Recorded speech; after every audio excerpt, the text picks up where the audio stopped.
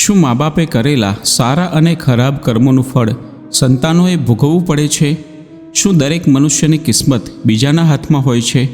મિત્રો, જો આપણે આ બંને પ્રશ્નોના જવાબ સમજી લીધા તો જીવનમાં કોઈ દુઃખ નહીં રહે અને સમગ્ર જીવન આનંદમય પસાર થશે.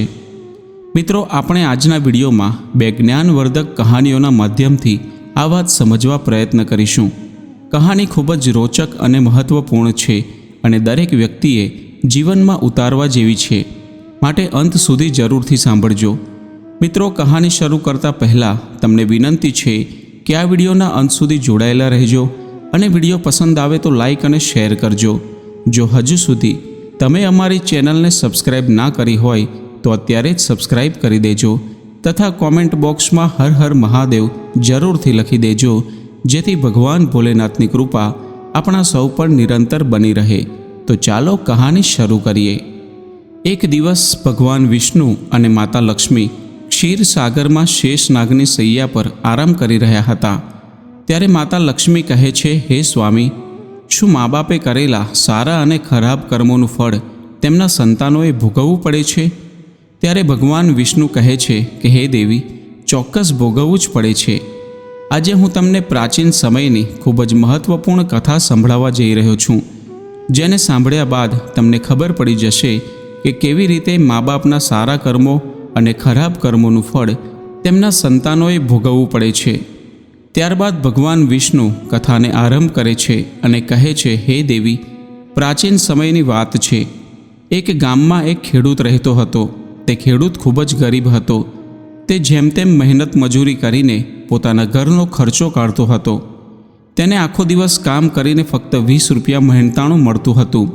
તેમાંથી તે દરરોજ 10 રૂપિયા દાન કરતો હતો અને બાકી વધેલા 10 રૂપિયામાંથી પોતાના પરિવારનું ભરણ પોષણ કરતો હતો. આ રીતે થોડો સમય પસાર થઈ ગયો અને ત્યારબાદ તેના ઘરે 2 જોડિયા પુત્રોનો જન્મ થયો. હવે તે ખેડૂતના પરિવારમાં 4 સભ્યો થઈ ગયા હતા, બંને પતિ પત્ની અને તેમના 2 જોડિયા બાળકો. ધીરે ધીરે તેમના પરિવારના પાલન પોષણમાં તે ખેડૂતને મુશ્કેલી પડવા લાગી, કેમ કે દિવસે ને દિવસે મોંઘવારી વધી રહી હતી. ત્યારબાદ આગળ ભગવાન વિષ્ણુ માતા લક્ષ્મીને કહે છે, હે દેવી, એક દિવસની વાત છે. તે ખેડૂતના દીકરાએ તેના પિતાજીને કહ્યું કે પિતાજી, તમે દરરોજ 20 રૂપિયા કમાવો છો, જેમાંથી 10 રૂપિયા તમે દાન કરી દો છો, તો પછી બાકી વધેલા 10 રૂપિયામાં આપણું ગુજરાન કેવી રીતે ચાલશે? તે ખેડૂતને ચૂપ ઊભેલા જોઈને તેની પત્નીએ કહ્યું કે ના દીકરા, એવી કોઈ વાત નથી. તમારા પિતાજી દરરોજ 20 રૂપિયા કમાય છે, તેમાંથી 10 રૂપિયા દાન કરે છે. આ દાન તમારા માટે જ કરે છે, બીજા માટે નહીં. પરંતુ તે બંને દીકરાઓ તેમની માતાએ કહેલી આ વાતને સમજી શકતા નથી, કેમ કે તે બંને હજુ ઘણા નાના હતા. ત્યારબાદ આગળ ભગવાન વિષ્ણુ કહે છે, હે દેવી, આ રીતે થોડો સમય પસાર થઈ ગયો અને તે ખેડૂતના બંને દીકરાઓ ધીરે ધીરે મોટા થવા લાગ્યા.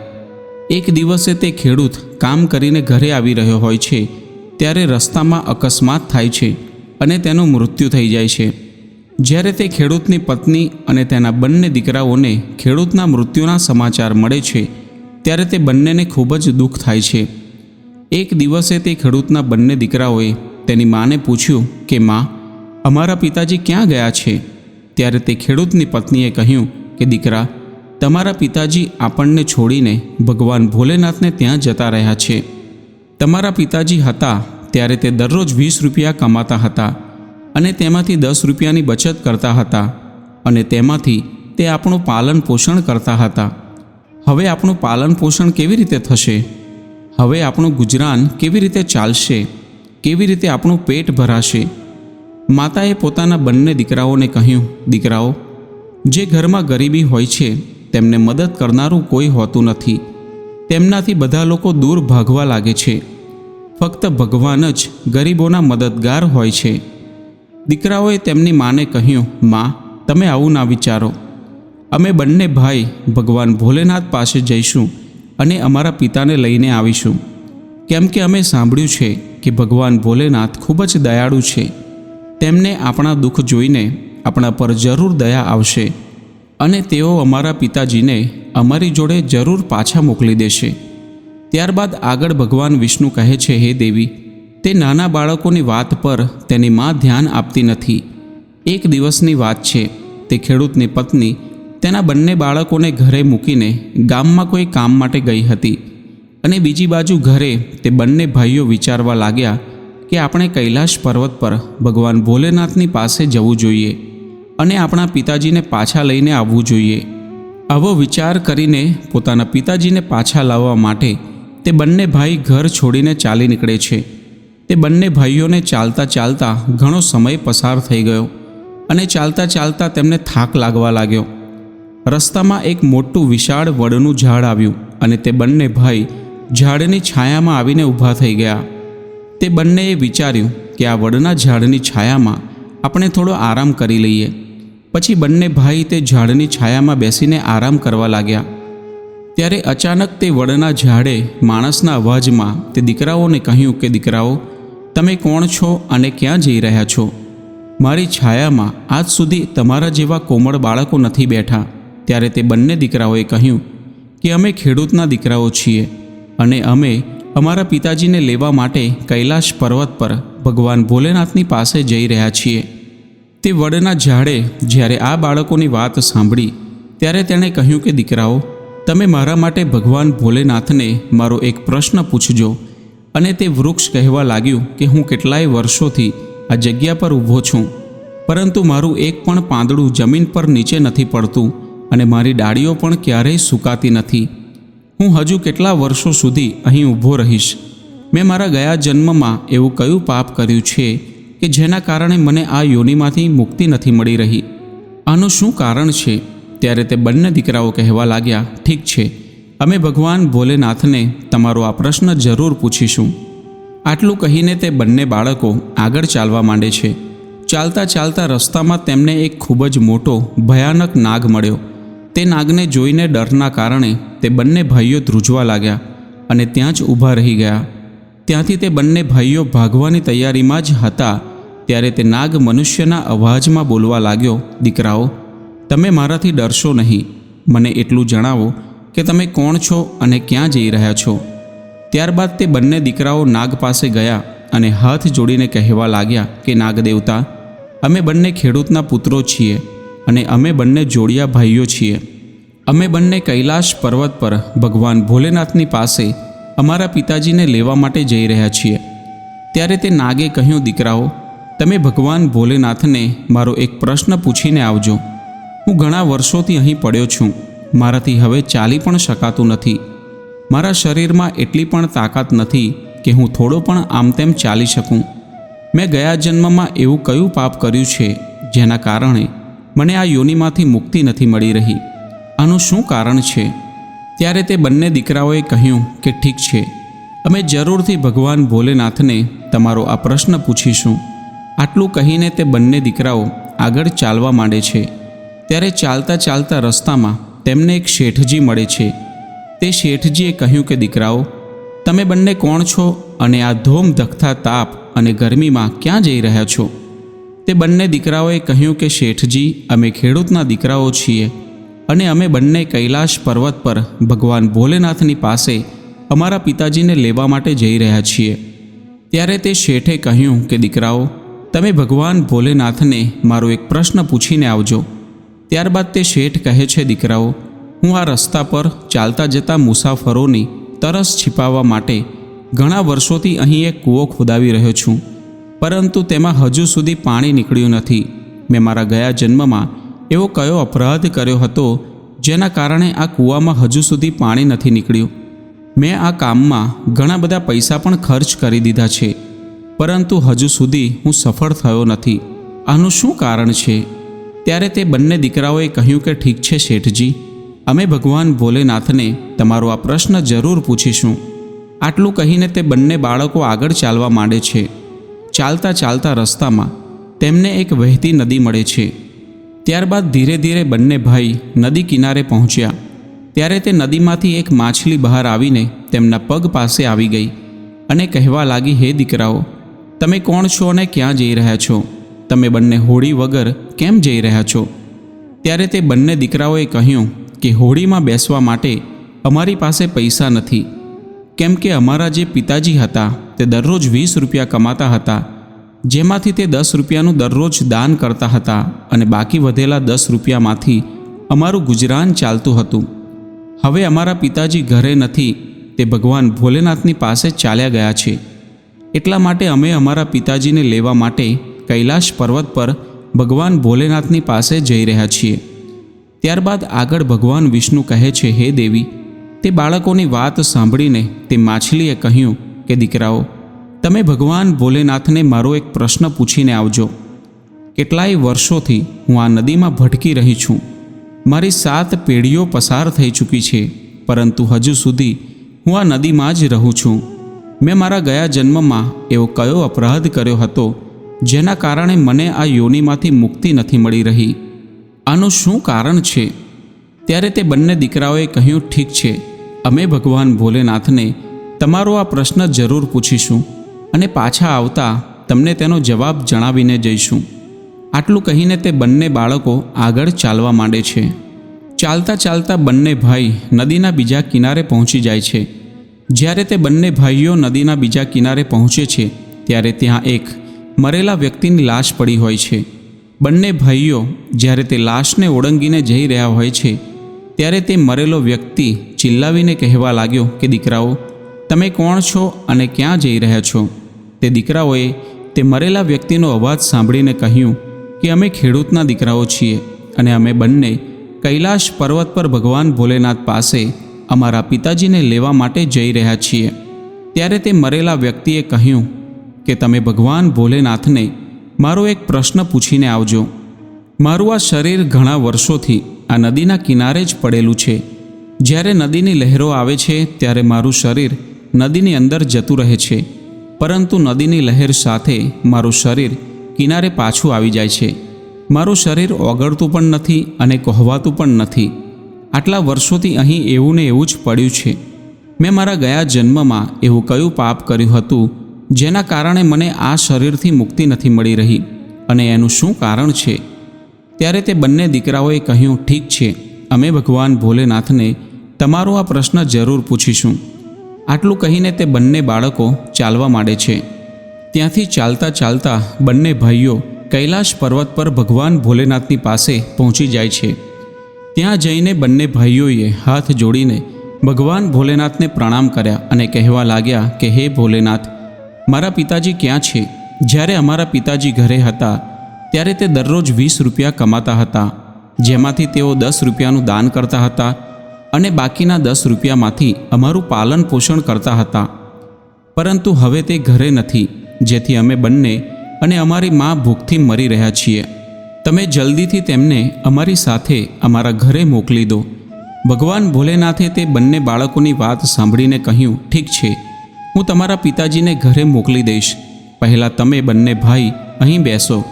ભગવાન ભોલેનાથે બંને દીકરાઓને તેમની પાસે બેસાડ્યા અને તેમને ભોજન કરાવ્યું. ભોજન કરાવ્યા બાદ તેમને પૂછ્યું કે તમે બંને ભાઈઓને બીજું શું જોઈએ છે? ત્યારબાદ તે બંને ભાઈઓએ રસ્તામાં તેમને જે મળ્યા હતા તેમના પ્રશ્નો ભગવાન ભોલેનાથને પૂછ્યા. ભગવાન ભોલેનાથે બધાના પ્રશ્નોના જવાબ આપ્યા અને કહ્યું કે હે દીકરાઓ, તમે બંને જતા સમયે તે દરેકને તેમના પ્રશ્નોના જવાબ જણાવતા જજો. ત્યારબાદ ભગવાન ભોલેનાથે કહ્યું કે હવે તમે બંને તમારા ઘરે જાઓ. તમારી મા તમારી રાહ જોઈ રહી છે. તમારા પિતાજી તમારા ઘરે પહોંચી જશે. ત્યારબાદ તે બંને દીકરાઓ ભગવાન ભોલેનાથને પ્રણામ કરીને તેમના ઘર તરફ જવા ચાલવા માંડે છે. જતાં જતાં પહેલાં તેમને રસ્તામાં તે મરેલો વ્યક્તિ મળ્યો જે નદી કિનારે પડેલો હતો. તે બંને દીકરાઓને જોઈને તે મરેલો વ્યક્તિ કહેવા લાગ્યો, દીકરાઓ, તમે ભગવાન ભોલેનાથને મારો પ્રશ્ન પૂછ્યો હતો? ત્યારે તે બંને દીકરાઓ કહેવા લાગ્યા કે હા, અમે ભગવાન ભોલેનાથને તમારો પ્રશ્ન પૂછ્યો હતો. ભગવાન ભોલેનાથે કહ્યું છે કે તમે ગયા જન્મમાં ખૂબ જ મોટા વિદ્વાન હતા, પરંતુ તમે કોઈને પણ પોતાનું જ્ઞાન વહેંચ્યું નહીં અને હવે જ્યારે તમે મરી ગયા છો ત્યારે એ જ્ઞાન તમારા અંદર જ રહી ગયું છે. જ્યાં સુધી તમે તમારું આ જ્ઞાન કોઈને વહેંચશો નહીં ત્યાં સુધી તમારી આત્માને શાંતિ નહીં મળે. હવે તે મરી ગયેલા વ્યક્તિએ કહ્યું કે દીકરાઓ, આવી હાલતમાં મારી પાસે જ્ઞાન લેવા માટે કોણ આવશે? તમે બંને જ મારું જ્ઞાન લઈ લો. ત્યારબાદ તે મરી ગયેલા વ્યક્તિએ તે બંને દીકરાઓને તેની પાસે જેટલું પણ જ્ઞાન હતું તે બધું જ જ્ઞાન આપી દીધું, અને જ્ઞાન આપ્યા બાદ તરત જ તેની આત્માને મોક્ષની પ્રાપ્તિ થઈ ગઈ. ત્યારબાદ બંને ભાઈઓ આગળ ચાલવા લાગ્યા. ચાલતા ચાલતા તેમને તે માછલી મળી, અને તે માછલીએ કહ્યું કે દીકરાઓ, શું તમે ભગવાન ભોલેનાથને મારો પ્રશ્ન પૂછ્યો હતો? ત્યારે તે બંને દીકરાઓએ કહ્યું કે હા, ભગવાન ભોલેનાથને અમે તમારો પ્રશ્ન પૂછ્યો હતો, અને તેમણે કહ્યું છે કે તમારી અંદર અમૃત છે. જ્યાં સુધી તમે આ અમૃતને બીજાને નહીં આપો ત્યાં સુધી તમે આ રીતે જ વ્યાકુળ રહેશો. ત્યારબાદ માછલીએ કહ્યું કે દીકરાઓ, મને હવે બીજું કોણ મળશે? તમે જ મારું અમૃત લઈ લો. ત્યારબાદ માછલીએ પોતાનું અમૃત તે બંને ભાઈઓને આપી દીધું, અને અમૃત આપ્યા બાદ તરત જ તે માછલીની આત્માને મોક્ષની પ્રાપ્તિ થઈ ગઈ. ત્યારબાદ બંને ભાઈ ત્યાંથી આગળ ચાલવા લાગ્યા. ચાલતા ચાલતા તેમને રસ્તામાં એ શેઠ મળ્યા, જે મુસાફરો માટે કૂવો ખોદાવી રહ્યા હતા. તે શેઠજીએ જ્યારે બંને દીકરાઓને જોયા ત્યારે ખૂબ જ પ્રેમથી હાથ જોડીને કહેવા લાગ્યા કે દીકરાઓ, શું તમે બંનેએ ભગવાન ભોલેનાથને મારો પ્રશ્ન પૂછ્યો હતો? ત્યારે તે બંને ભાઈઓ કહેવા લાગ્યા, હા, અમે પૂછ્યો હતો. ભગવાન ભોલેનાથે કહ્યું છે કે તમારા ઘરમાં 2 યુવાન કન્યાઓ કુંવારી બેઠી છે. જ્યાં સુધી તમે તે બંને કન્યાઓનો વિવાહ નહીં કરાવો અને તમે કન્યાદાન નહીં કરો ત્યાં સુધી આ કૂવામાંથી પાણી નહીં નીકળે. પહેલાં તમારું જે કર્મ છે તેને કરો. ભગવાને જે તમને જવાબદારી સોંપી છે તેને પહેલાં પૂરી કરો. તમે કન્યાદાન કરો અને ત્યારબાદ આ કૂવાને ખોદાવો. ત્યારે શેઠજીએ કહ્યું કે હું મારી દીકરીઓ માટે છોકરો શોધવા ક્યાં જઈશ? તમે બંને મને ખૂબ જ સીધા સ્વભાવના દેખાઈ રહ્યા છો, અને તમે સુંદર પણ છો, અને હવે તમે યુવાન પણ થઈ ગયા છો અને વિવાહને લાયક પણ થઈ ગયા છો. તો દીકરાઓ, તમે બંને મારી દીકરીઓ સાથે લગ્ન કરી લો. ત્યારબાદ આગળ ભગવાન વિષ્ણુ માતા લક્ષ્મીને કહે છે, હે દેવી, હવે તે શેઠજીએ તેમની બંને દીકરીઓના લગ્ન તે બંને ભાઈઓ સાથે કરાવી દીધા. ત્યારબાદ તે શેઠજીએ તેમની બંને દીકરીઓને ખૂબ જ ધન આપીને ત્યાંથી વિદાય આપી. હવે બંને ભાઈઓ તેમની પત્નીઓ સાથે ઘર તરફ ચાલવા માંડ્યા. તે બંને ભાઈઓને રસ્તામાં ચાલતા ચાલતા તે વિશાળ નાગ મળ્યો. તે નાગે કહ્યું કે હે દીકરાઓ, તમે ભગવાન ભોલેનાથને મારો પ્રશ્ન પૂછ્યો હતો? ત્યારે તે દીકરાઓએ કહ્યું કે હા, પૂછ્યો હતો. અને ભગવાન ભોલેનાથે કહ્યું છે કે તમારી પાસે જે નાગમણી છે તેને તમે આ ધરતી પર ક્યારેય મૂક્યો નથી અને કોઈને આપ્યો પણ નથી. જ્યાં સુધી તમે આ મણીનું દાન નહીં કરો ત્યાં સુધી તમારું શરીર આવું જ રહેશે. ત્યારબાદ તે નાગે કહ્યું કે દીકરાઓ, હું આ નાગમણી કોને આપું? આ નાગમણીને તમે જ લઈ લો. ત્યારબાદ તે નાગે પોતાની નાગમણી તે દીકરાઓને આપી દીધી. નાગમણી આપતાની સાથે જ તે નાગની આત્માને મોક્ષની પ્રાપ્તિ થઈ ગઈ. આ રીતે તે બંને ભાઈ તેમની પત્નીઓને લઈને આગળ ચાલવા માંડે છે. ચાલતા ચાલતા રસ્તામાં તે વિશાળ વડનું ઝાડ મળે છે, જેની છાયામાં બંને ભાઈઓએ આરામ કર્યો હતો. તે વડના ઝાડે દીકરાઓને પૂછ્યું કે દીકરાઓ, શું તમે ભગવાન ભોલેનાથને મારો પ્રશ્ન પૂછ્યો હતો? તે બંને દીકરાઓએ કહ્યું, હા, પૂછ્યો હતો. ભગવાન ભોલેનાથે કહ્યું છે કે ગયા જન્મમાં તમારું કામ ગુરુકુળમાં બાળકોને શિક્ષણ આપવાનું હતું. તમારું પદ એક ગુરુનું હતું, પરંતુ તમે તેના બદલામાં નાના બાળકો પાસે પોતાના કામ કરાવતા હતા, હાથ પગ દબાવડાવતા હતા, અને તે બાળકોને તમે યોગ્ય રીતે શિક્ષણ નહોતા આપતા. તમે ગયા જન્મમાં ખૂબ જ મોટા વિદ્વાન હતા, પરંતુ તમે તે બાળકોને શિક્ષણ આપ્યું નહીં. તે બાળકોના શ્રાપના કારણે તમે અત્યારે હલી પણ શકતા નથી. તમારી અંદર જે જ્ઞાન ભરેલું છે તે જ્ઞાન તમે કોઈને આપી દેજો, અને ત્યારબાદ તમને મોક્ષની પ્રાપ્તિ થશે. તે બંને દીકરાઓની વાત સાંભળીને વડના ઝાડે કહ્યું, હવે હું આ જ્ઞાન કોને આપીશ? તમે બંને જ મારું આ જ્ઞાન લઈ લો. ત્યારબાદ તે વડના ઝાડે પોતાની પાસે જેટલું પણ જ્ઞાન હતું તે બધું જ જ્ઞાન આપી દીધું, અને જ્ઞાન આપ્યા બાદ તે વડના ઝાડની આત્માને પણ મોક્ષની પ્રાપ્તિ થઈ ગઈ, અને તે ઝાડની યોનિમાંથી મુક્ત થઈ ગયું.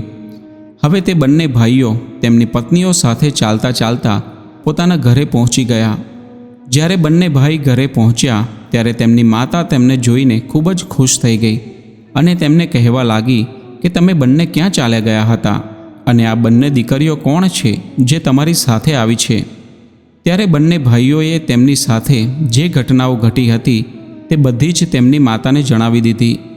ત્યારબાદ આગળ ભગવાન વિષ્ણુ માતા લક્ષ્મીને કહે છે, હે દેવી, હવે તે બંને બાળકોને જ્ઞાન થઈ ગયું હતું કે તેમના પિતાજી હવે પાછા આવવાના નથી. હવે તેમને મુક્તિ મળી ગઈ છે. તે ખેડૂતે જે દાન ધર્મ કર્યું હતું તેનું ફળ તે બંને બાળકોને ભગવાન ભોલેનાથે આપી દીધું હતું. આ રીતે ભગવાન વિષ્ણુએ માતા લક્ષ્મીને જણાવ્યું કે માતા પિતાના સારા અને ખરાબ કર્મોનું ફળ તેમના બાળકોને કેવી રીતે પ્રાપ્ત થાય છે અને ગયા જન્મોના કર્મોનું ફળ વ્યક્તિને કેવી રીતે મળે છે. મિત્રો, દરેક વ્યક્તિ પોતાના જીવનમાં પોતાની કિસ્મતને બદલવા માંગે છે અને તે પોતાની કિસ્મતને બદલવા માટે સખત મહેનત અને પરિશ્રમ કરે છે. તેમ છતાં પણ તેમની કિસ્મત બદલાતી નથી. શું સાચે જ મનુષ્ય પોતાની કિસ્મતને બદલી શકે છે? અને જો બદલી શકે તો તેમણે કઈ બાબતોનું ધ્યાન રાખવું જોઈએ અને પરિશ્રમ કરવો જોઈએ? મિત્રો, ભગવાન વિષ્ણુએ સ્વયં માતા લક્ષ્મીને જણાવ્યું કે માણસ પોતાના કિસ્મતને કેવી રીતે બદલી શકે છે. જો કોઈ કામ કરવા પર તેને યોગ્ય ફળની પ્રાપ્તિ ન થાય અને મહેનત કરવા છતાં પણ તેને મહેનતનું ફળ ન મળતું હોય અને કોઈ પણ કામ શરૂ કરતાં જ તે કામ બગડવા લાગે છે, ત્યારે આ કહાની તમારે જરૂર સાંભળવી જોઈએ. આ કહાનીને ખૂબ જ ધ્યાનથી અંત સુધી સાંભળજો. એક સમયની વાત છે. ભગવાન વિષ્ણુ અને માતા લક્ષ્મી સંતનો વેશ લઈને મૃત્યુલોકનું ભ્રમણ કરી રહ્યા હતા. ત્યારે તેમણે જોયું કે રસ્તામાં એક વ્યક્તિ તેની પત્ની સાથે બેસીને રડી રહ્યો હતો. ત્યારબાદ ભગવાન તેમની પાસે ગયા અને પૂછ્યું, તમે કોણ છો અને આ સુમસાન જંગલમાં બેસીને કેમ રડી રહ્યા છો? ભગવાન વિષ્ણુની વાત સાંભળીને તે વ્યક્તિએ રડવાનું બંધ કરી દીધું અને પોતાના આંસુને લૂછતા તે કહેવા લાગ્યો, હે મહારાજ, હું બાજુના જ ગામમાં રહેનાર એક કમનસીબ વેપારી છું. હું જે કંઈ પણ કામ કરું છું તે કામ બગડી જાય છે અને આ ચક્કરમાં આવીને મેં મારી પત્નીના બધા જ ઘરેણાં વેચી દીધા છે અને મેં મારા પરિવારને પણ ખોઈ નાખ્યું છે. મારું ઘર પણ હવે ગીરવે મુકાઈ ગયું છે. મને લાગે છે કે હવે હું કોઈ કામનો નથી રહ્યો. મારી કિસ્મત જ ખરાબ છે. આ રીતે તે વ્યક્તિની વાતને ભગવાન વિષ્ણુ અને માતા લક્ષ્મીએ સાંભળી. ત્યારે તે કહેવા લાગ્યા, તમને કોણે કહ્યું કે તમારી કિસ્મત ખરાબ છે? જરા હું પણ જાણી લઉં કે તમારી કિસ્મતમાં શું ખરાબી છે. ત્યારબાદ તે વ્યક્તિ કહેવા લાગ્યો કે મહારાજ, પહેલાં હું ખેતી કરતો હતો.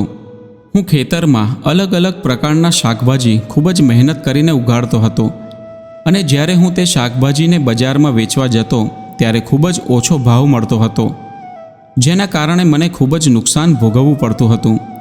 ખેતી કરવામાં મને દર વર્ષે નુકસાન જ થતું હતું. ક્યારેક દુકાળ પડતો તો ક્યારેક વધારે વરસાદ થતો અને વધારે વરસાદ થવાના કારણે મારી બધી જ ખેતી ખરાબ થઈ જતી. તેનાથી પરેશાન થઈને મેં વેપાર કરવાનું નક્કી કર્યું. મારી પાસે તે સમયે પૈસા નહોતા, એટલે મારી પત્ની પાસે જેટલા પણ ઘરેણાં હતા તેને વેચીને જે પૈસા મળ્યા તેમાંથી મેં વેપાર શરૂ કર્યો. જ્યારે વેપાર ચાલ્યો નહીં ત્યારે શરૂઆતમાં તો મારા પરિવારના સભ્યોએ મારો સાથ આપ્યો, પરંતુ જેમ જેમ મને વધારે નુકસાન થવા લાગ્યું ત્યારે મારા પરિવારના સભ્યો મારાથી દૂર થવા લાગ્યા.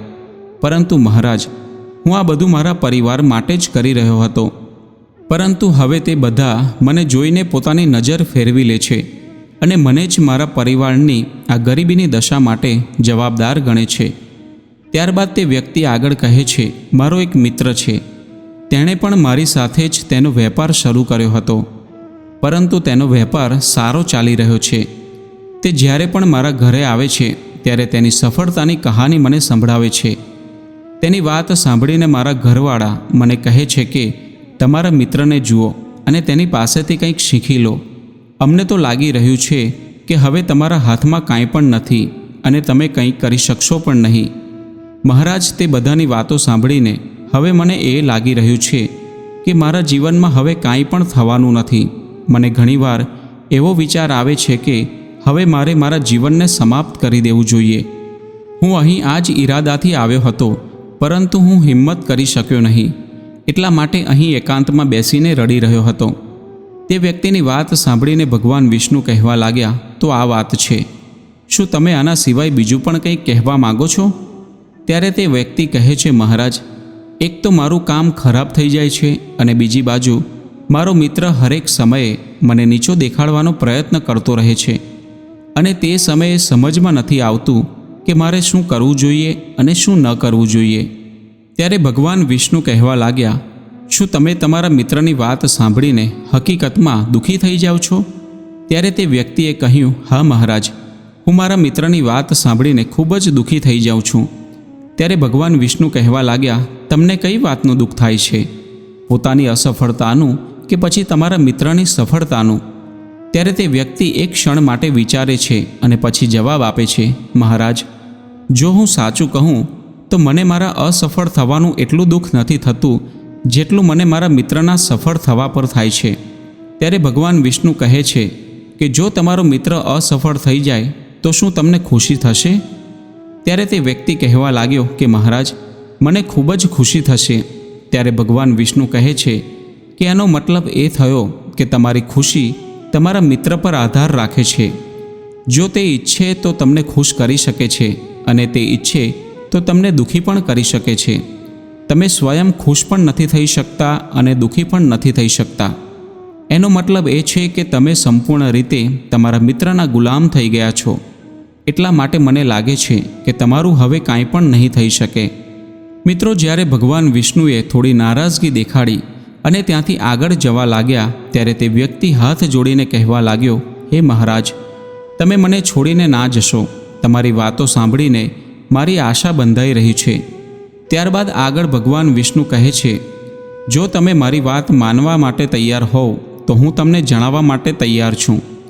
હંમેશા ધ્યાન રાખજો કે જ્યારે કોઈ પણ વ્યક્તિ બીજા વ્યક્તિ પાસે આશા બાંધી લે છે ત્યારે તે તેના પર આધાર રાખવા લાગે છે અને એવામાં આપણી ખુશી અને દુઃખ પણ તેના પર આધાર રાખવા લાગે છે. એનાથી વધારે એ સારું છે કે તમે પોતાની જાત પાસે આશા રાખો. જ્યારે તમે આવું કરશો અને સાથે ખૂબ જ મહેનતથી કામ કરશો તો તમને જરૂર સફળતા પ્રાપ્ત થશે. ત્યારબાદ ભગવાન વિષ્ણુએ પોતાની વાતને આગળ વધારતા કહ્યું કે તમને લાગે છે કે તમારો મિત્ર તમને દુઃખી કરવા માટે આવે છે, પરંતુ તમે તમારા મિત્રની વાત પર વિચાર કરો તો તે એકદમ સાચી વાત કરે છે. તમને તમારા મિત્રની વાત ખરાબ લાગી શકે છે, પરંતુ મારી નજરમાં તમારા મિત્રની વાત તો ખરાબ નથી. તે તેના સંઘર્ષ અને અનુભવની વાતો તમને જણાવે છે. તમે તમારા મિત્રની વાત ધ્યાનથી સાંભળીને તેને પોતાના જીવનમાં ઉતારીને ઘણું બધું શીખી શકો તેમ છો. પરંતુ તમે ક્યારેય પણ આવું નહીં કર્યું હોય, કેમ કે તમને તેનાથી ઈર્ષ્યા થાય છે. તમારે એટલા માટે તેને ધન્યવાદ આપવા જોઈએ કે તમને તે ઘરે બેઠા બેઠા અનુભવ આપી રહ્યો છે, કેમ કે તમારો મિત્ર તમને તેની સફળતાની કહાની સંભળાવી રહ્યો છે કે તે સફળ કેવી રીતે થયો. એટલા માટે હવેથી તમે તમારા મિત્રના અનુભવનો લાભ ઉઠાવો અને એક નવી શરૂઆત કરો.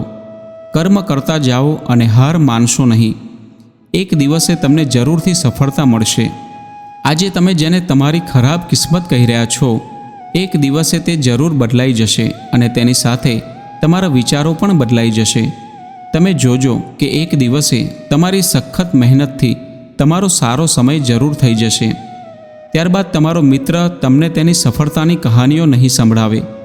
ત્યારે તે તમને તેની અસફળતાઓની વાતો જણાવશે, જેથી તમે તેની વાતો સાંભળીને ભ્રમિત થઈ જાઓ અને તમારો આત્મવિશ્વાસ ડગમગાવી જાય અને તમે ખોટા નિર્ણયો લેવા માંડો. પરંતુ તે સમયે પણ તમારે તમારી બુદ્ધિનો પ્રયોગ કરવો પડશે. તમારો મિત્ર અત્યારે તમને દુઃખી કરવા માટે આવે છે, તેવી જ રીતે તે સમયે પણ તે તમને દુઃખી કરવા માટે જરૂર આવશે.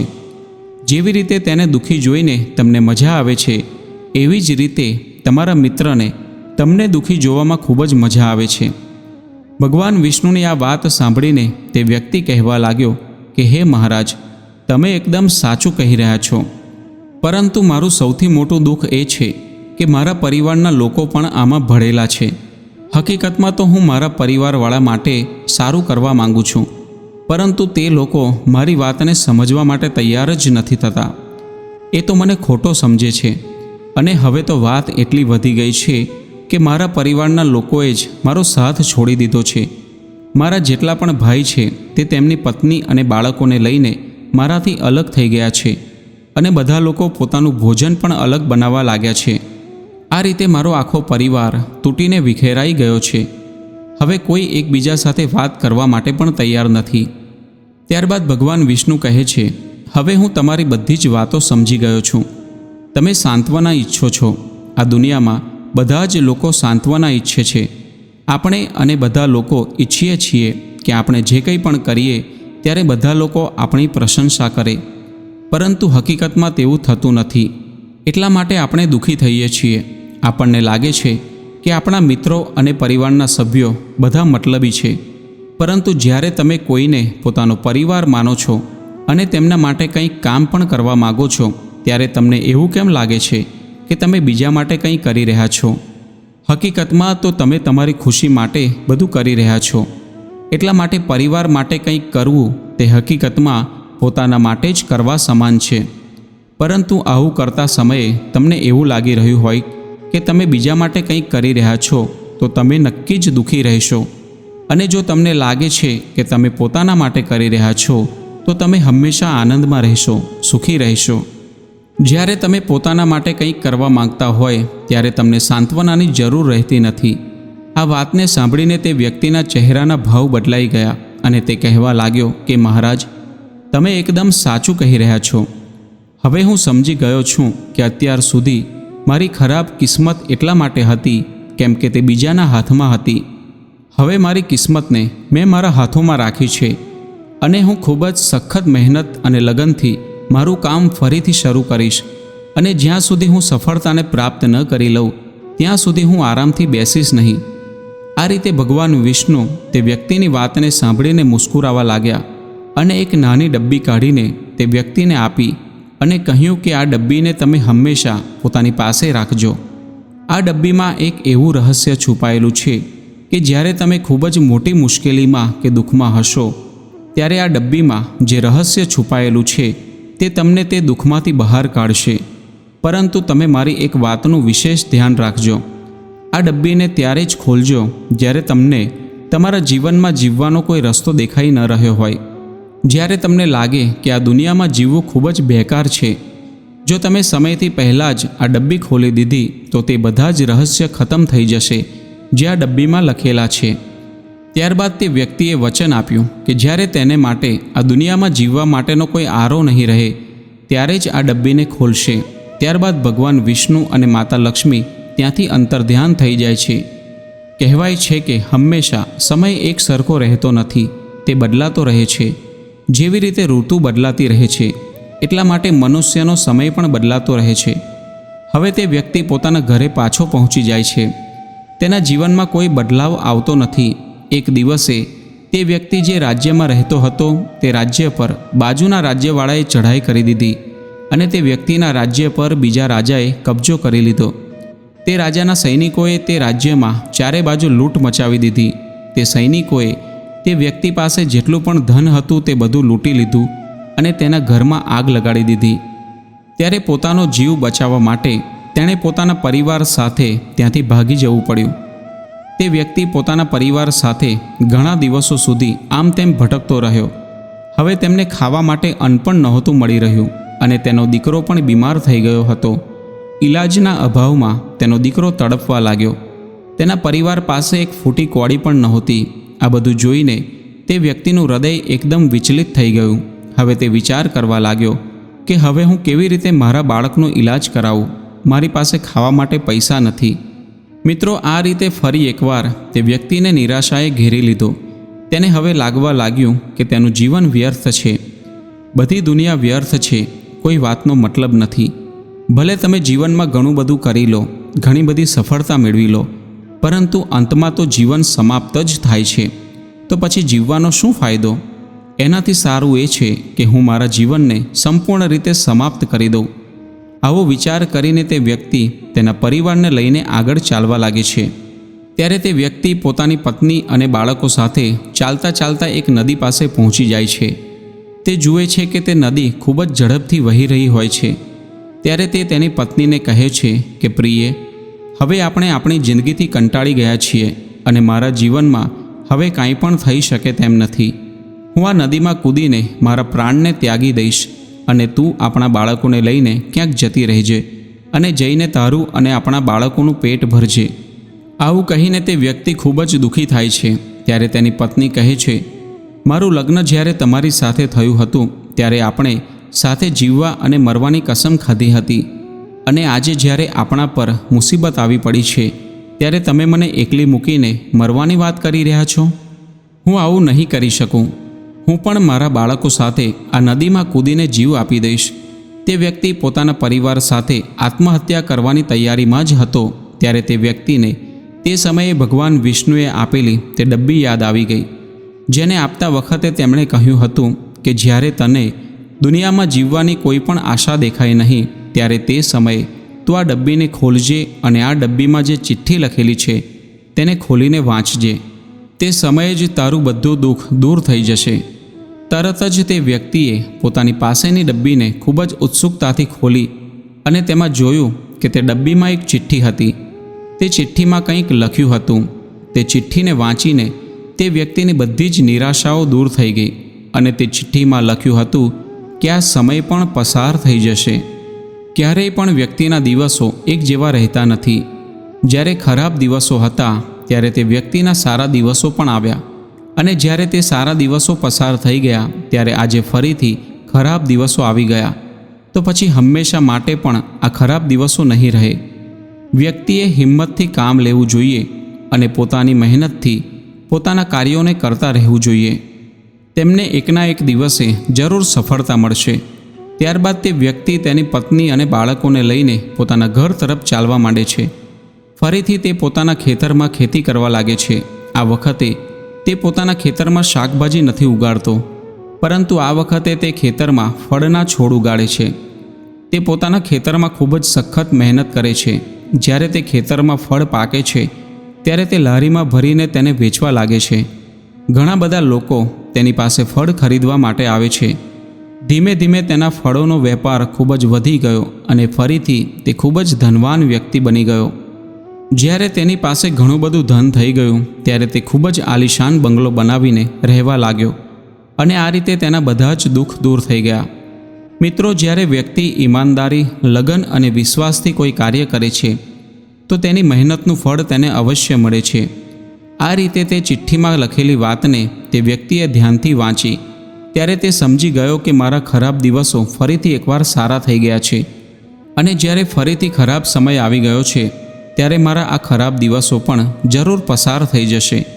સમય હંમેશા એક સમાન રહેતો નથી, અને એક દિવસ ફરીથી તે વ્યક્તિ પોતાની મહેનત, ઈમાનદારી અને લગનના દમ પર તે પોતાના શહેરનો સૌથી મોટો ફળોનો વેપારી બની ગયો અને પોતાની પત્ની અને બાળકો સાથે ખુશીથી રહેવા લાગ્યો. તો મિત્રો, આ કહાની પરથી તમે શું શીખ્યા અને તમને આ કહાની કેવી લાગી તે કોમેન્ટ કરીને જરૂર જણાવજો. અને વિડીયો પસંદ આવ્યો હોય તો લાઈક અને શેર કરજો, તથા ચેનલ પર નવા હોય તો ચેનલને સબસ્ક્રાઈબ જરૂરથી કરજો. ફરી મળીશું એક નવા વિડીયો સાથે. જય સ્વામિનારાયણ, જય શ્રી રામ, જય શ્રી કૃષ્ણ, હર હર મહાદેવ.